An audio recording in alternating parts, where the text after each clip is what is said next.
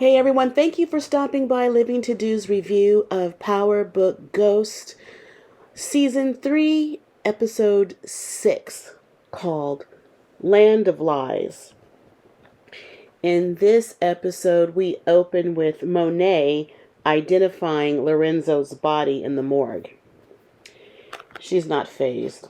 At the same time, we see Diana. She's in bed with the TA in her dorm room. Kane is playing cards, and it looks like Dre, is he on Grindr again? He's on his phone. I don't know what Drew's up to. I think he's on that Grindr app again. He looks very, very involved in that. Okay, so, then we see Tariq in the next scene. He's in his dorm room with Effie. They're getting up in the morning where, Tariq's kind of glazing at her because he knows that she had something to do with the disappearance of Lauren. And Effie's looking at her phone, and there is a posting of Lorenzo's death. And Effie questioned Tariq about it because you can't trust nobody here. Like, did you have something to do with this? He's all no. So we have Sax. He's in Davis's office, and he's informing Davis about Lorenzo. He didn't know about it either. And then Davis asked about Lauren and the investigation behind her death. He wants Sax to get some information about that.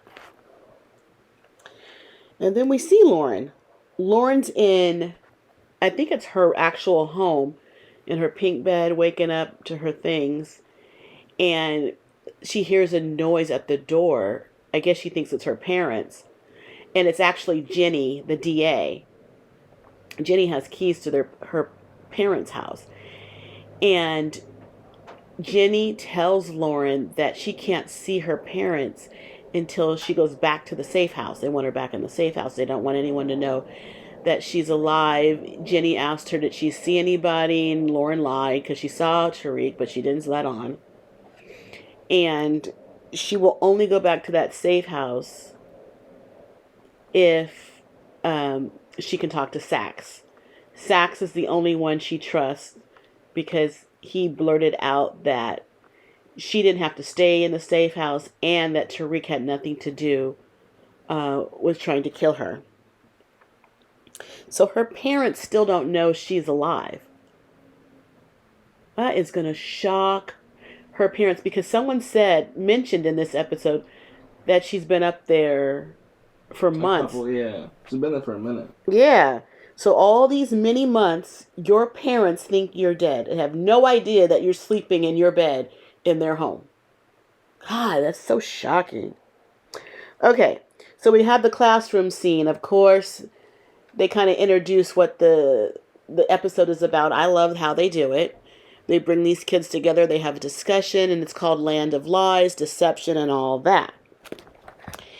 And so they're going to tie that in to the episode. In the next scene, we see the Tejadas. They're at their home, and actually it was Monet who handed over an insurance policy, a life insurance policy of Lorenzo to Kane. Of all people. What does she want Kane to do with that? I have no clue. I don't think Kane knows what she wants him to do with that. Yeah. What were your thoughts? Why can't you cash in your policy and put the money in the bank? Or ask Diana, who goes to school and probably knows a lot about that. Right. You give it to the dumbest kid that you have? A large sum of money? Drew has more sense. Diana has more sense. Monet, this is your business with your husband. Why do you give it to your dumb kid who adds up 2 + 2 equaling 5? Why would you give it to him? That made no sense. So, in the next scene, Tariq catches up with Braden, and they get in a fight, a fist fight, because Tariq knows that Braden had something to do with the disappearance of Lauren and did not communicate anything to him about it. That was his girl, and of course he's pissed. And Tariq knows that Lauren is alive, but it doesn't look like he's trying to tell anyone that he knows it. Why would he tell? Why would you show your hand?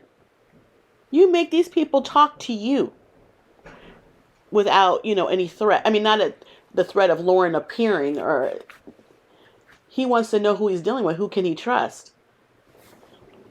I would not tell.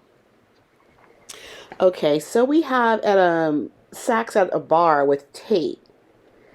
And something's going on with his campaign.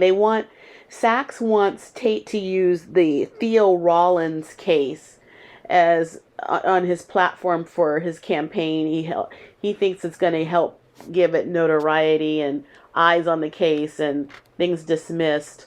So this man can, he's using Saks, and he's using Tate, and Tate is mulling it over, thinking that might be a good idea. They're using each other. They're using each other. But Tate wants Saks to involve Davis in the campaign. So we're going to see something of that. I think he wants Davis to run against his opponent, he said. I didn't understand that. Aren't you running against your opponent? Yeah. Well, he's going to get involved somehow. We'll see what happens. So Tate leaves and Jenny comes up to Saks. And she apologizes to Saks for using him, or, not informing him. Yeah, not being on the up and up with him. So why does she do that? She needs him more. That's why she's doing it. Because before you didn't want to be bothered with him. Now you're looking for him? All right. So in the next scene, we have Tariq. He has rented a car, even though he just bought a brand new sports car. He's rented a sports car, and he's taking Effie for a ride, and he's talking about who can he trust, all about his family, his dad, terrorizing the mother, beating on her, and then Effie opens up about her family life, where her mother had a bunch of boyfriends, and one of them molested her, I guess, like over and over again, and maybe she told her mom, but her mom ended up marrying her molester. And as far as she knows, they're still married. So I don't know if that's going to be a kill in the coming episodes, but we see a little backstory on Effie and what was going down with her. So Effie gets smart. She's a smart girl, but she's starting to realize the area that Tariq is taking her in, and she was asking him, "Where are you taking me, Tariq?" And he takes her to the exact spot where Effie pushed Lauren into the lake. And she's still not coming clean right away. He's asking her, "Is there anything else you want to tell me?" And she shows him that she's carrying a gun on her waist. And he wants to know, how did Kane know about Lauren? He informs Effie that the feds are on the case, so you can't kill him because they're watching. And, she finally comes clean that she had to do it, and he's mad. So they're outside of the car. He just leaves her there. So he drove her way out in the boonies and told her to get back on her own. Were you surprised he did that? I expected that. You expected him to do that? Or to kill her. To kill her, okay. What else was he going to do? I don't know. So Saks and Lauren have a conversation. I guess she gets to meet up with Saks. She trusts Saks, of all people. Saks is telling Lauren all about Tariq and how he killed people. He's the reason why his sister was killed, which surprised Lauren. She didn't know who she was dealing with. You think you're just going out with a little 19-year-old boy from college and you got all this going on. And then Tariq he has Braden and Effie kicked out of their business. Braden and Effie try to go to the distribution center to get their drugs for the business, their coke business. And outside the door is a big old security guard dude, and he won't let them in. Oh, so they argued with one another. How does Tariq know about Effie? They're trying to think that over. They don't know. They can't figure it out. So I think they assume Kane. Kane told him. That's the only person who knew about the and he's not there with them. Correct. Okay, so Braden meets up with Kane in the family bar. And Kane gives Braden the life insurance policy. He wants them to keep it legit. I don't understand this. How is it not legit? It's already legit. What makes it unlegit? Really? It's a life insurance policy that you paid into it. He died, you can collect. What's the problem? So there's a repass at Monet's house, the Tejada family house. And Diana is in her room with her boyfriend, the TA. And he's basically telling her, you had to figure this could happen to your family, basically. You should get out of the business. I just think, in my opinion, the TA is the mole. He's going to come out and he's working with Jenny somehow. I just know he is. As the episodes go on, I'm starting to see how you can see this. Yeah. All along. And first of all, he's the TA, so you're a little bit older than the rest of the people there. It's a fast hookup that he did with Diana. I don't know why she allowed it. First of all, this guy, I know he's a little bit older, but quite honestly, he looks old to me. His face is sunken in. He is not college age. He doesn't look it. And he doesn't seem straight either. I don't know. It just seems like he'd be going for a different Tejada. Yeah, go look up Drew. Okay. So we have Tariq. He is at the Weston building. He's checking into work with his key card, but it's been cut off by Braden. And Braden comes down, because he's looking for respect. You kicked me out of the business. It's our business. That's not fair. And, he can control things at the Weston. That's where you're going to run your drugs through. And Tariq leaves. He just leaves the building. He goes to the cemetery where his sister is buried, his twin sister. And his grandma shows up there with flowers. I thought apparently she's supposed to be in rehab, I guess. Off and on rehab. And she wants him out of the business and, or he's going to end up dead. We're back at the bar with Drew now, and he's with the Castillo boy, his boyfriend. His father's killer. His father's killer. But Drew is saying that the Russians, they're the ones who took out Lorenzo. So he wants to get a payback plan. And the Castillo boy who killed Lorenzo, he is not, he's not steering Drew away, When you bust with those Russians, they rain down on you. That's game time. Really, really. So we're back at the dorm room with Diana's dorm room this time. And she's drinking with friends. She just lost her dad. She's heartbroken. And her friends leave because Tariq shows up. And the friends leave, which was light-skinned Keisha and two other people. They're in the hallway right outside of Diana's room where the TA shows up. Walking down with flowers in his hand. And they're basically saying, oh, no, now's not a good time. She's in there with somebody else. So I wonder what's going to happen with that. Now, Tariq is in the dorm room, and he is trying to talk Diana into staying in the business. And she tells him how she's not in it. Her dad says she doesn't have to be in it anymore. She was running her drugs through the candy shop. I didn't know how she was doing that, though. How do they know to get to her?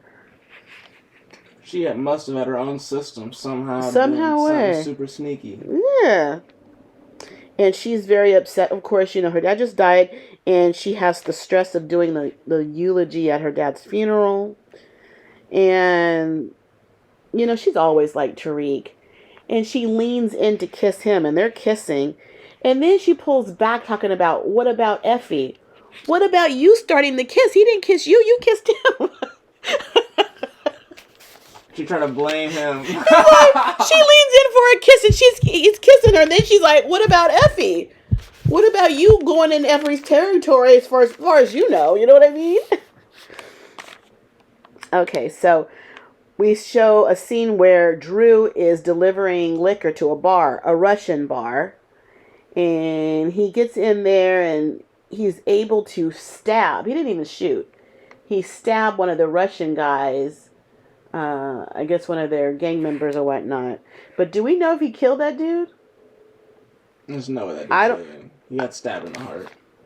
Yeah, he got stabbed in the chest somehow. So, and his crew, whoever his crew was backing him up, they walk on out. But he stabbed one of the Russian dudes. We get back to Diana's dorm room, and Effie's at the door. And Effie's at the door, and she's talking to Diana about running the drugs through the candy shop. Now, Effie knows, too, that she's running drugs through there, and she wants to get in business with her, but don't tell Tariq. And Effie, pushes her dorm room door open, where we see Tariq sitting on the bed getting dressed. Oh, you voted, Effie. He moved on quickly. She got her face hurt. Okay.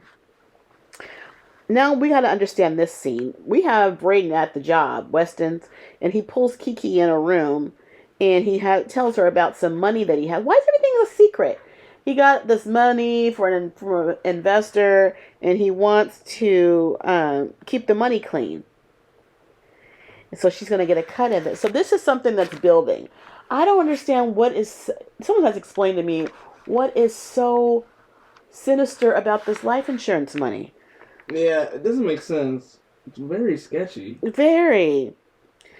All right, the next scene we have Diana. She's putting drugs in the locker on top of the campus rooftop. And she's putting drugs in there. What do you call those things?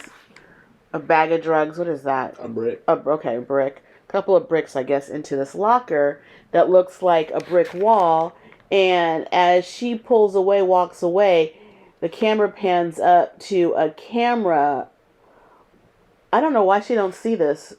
A big old camera. It wasn't very obvious. Shining right down on her, taking pictures. They can see what she's been doing. Got caught with them birds. Right. Okay. And now we see Tariq. He's on the streets with some product maybe or some money. I don't know what's in his duffel bag. And he's going to the subway and he's being followed. I didn't know that Tariq knew someone was following him. He gets on the subway and these two dudes get on the subway. Maybe he recognized the dudes. He sits down and right before the doors close, he heads on out. He books out of the subway and they follow and what's his name? Abba or something? Abi or somebody, Noma's right hand man, gathers him up. And he tells him that I guess he's trying to get himself out, saying he's trying to just, sell the product and move on or whatnot. I don't know how they know he's leaving. I don't know how. The tabs they keep on him must be extremely tight because that's very weird. It's very weird. He was leaving out of town. And you're right on him? You're right on every step. And you told him that, next time at these meetups, he needs to have the whole gang with him. And the thing is, he's already dismissed Effie and Braden, but Obi wants them all together. Does he know that he... you know what, though? That was Obi's man, the security guard, right? Outside the building that Braden and Effie couldn't get in. That guy could have told Obi. Maybe. Yeah. I thought it was Tariq's security guard or something. Yeah. Or Braden's or something.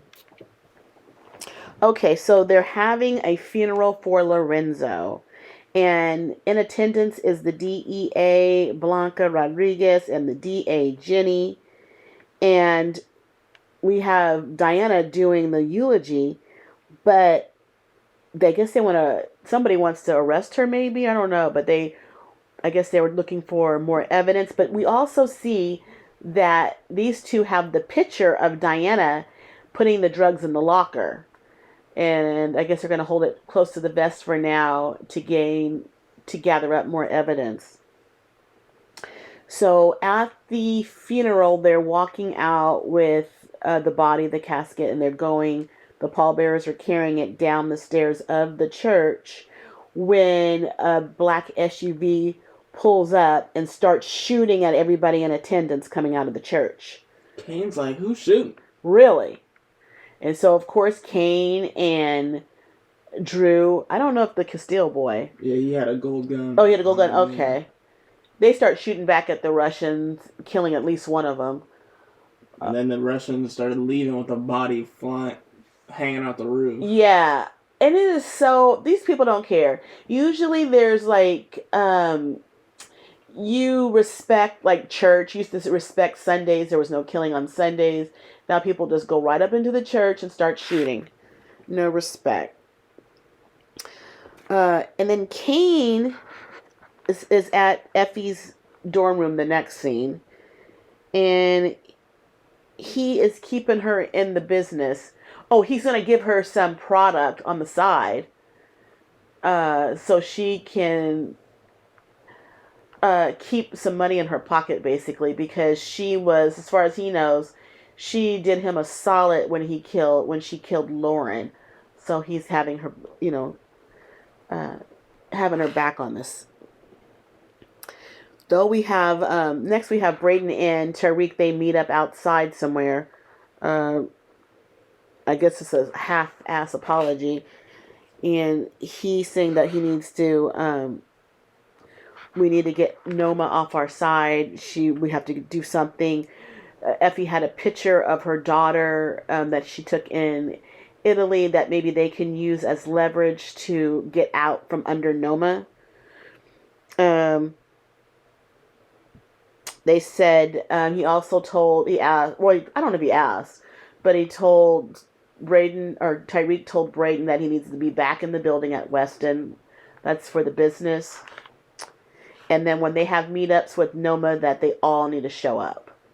So they can't, he can't just break up. Disband them. Right, exactly. All right, we have Davis in his office, and he calls Monet, and he tells her that the cops got the Russians. So the Russians not going to be an issue anymore. And she's walking into her house as she's on the phone with Davis. And then she gets a vision of Lorenzo sitting at the table talking to her, basically saying that, when these kids find out what you did, they're not gonna, they're not gonna take this lightly. And so I don't know if that's just her feeling guilt, because when have we ever seen visions, illusions of anybody? You know what I mean? That doesn't normally happen with this show. And that was the end of the scene. So there wasn't, even though there was a shooting at a funeral, and Effie, got scared, and Diana made out with Tariq, not much really happened. It seemed like a space filler and a setup for episodes to come. Yeah, that's what I think this episode was. It didn't have all the excitement as all the previous episode.